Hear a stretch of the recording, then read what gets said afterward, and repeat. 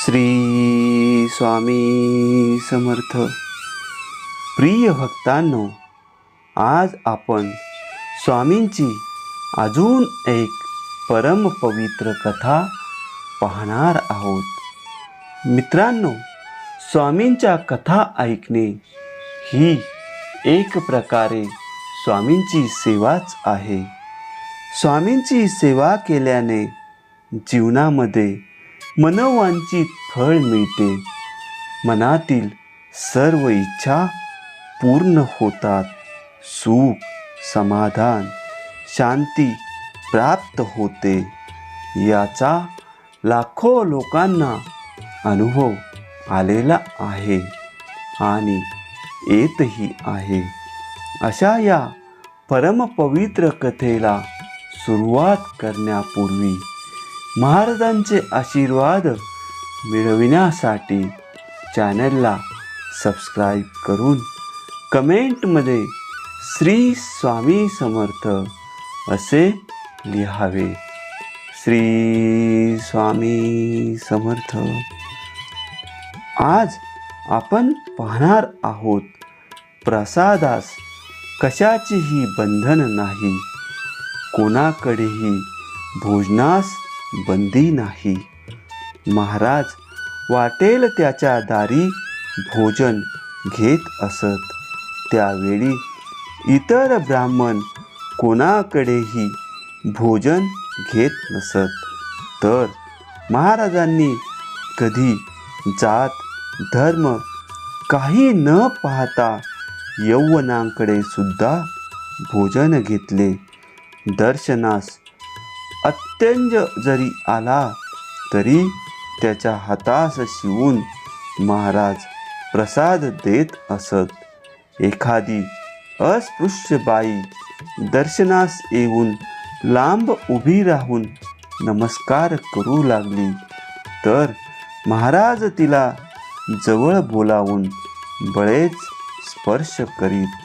ती पुढे येण्यास धजली नाही तर जवळ असलेली वस्तू तिच्या अंगावर महाराज फेकून मारीत असत.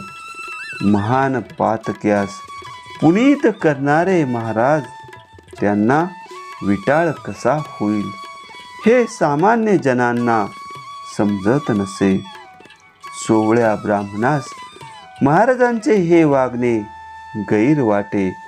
एखादा सेवेकरी वा शिपाई अत्यंज वगैरे दर्शनास येताना पाहिले तर वाटेतच त्यांना प्रसाद देऊन वाटेस लावीत.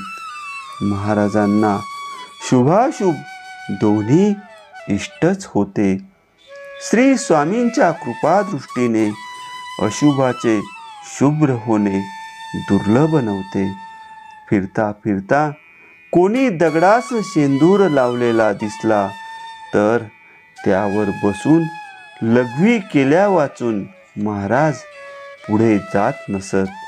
या कृतीने दगडाच्या देवाची अनित्यता भक्तांच्या मनात भरवीत. अक्कलकोटास खास बागेत गानदेवी म्हणून दगडास शेंदूर लावून बनवलेली देवी आहे. गावात तिचा मोठा दरारा होता. 2 प्रहरी वा सायंकाळी मुले बाया तेथे गेल्यास झपाटत असत व देवीला कोंबडा, नारळ वगैरे नैवेद्य अर्पण करून तिला संतुष्ट करीत असत. याप्रमाणे त्या देवीचे महात्म्य फार वाढले होते. महाराजांनी त्या गानदेवीची फजिती उडविली.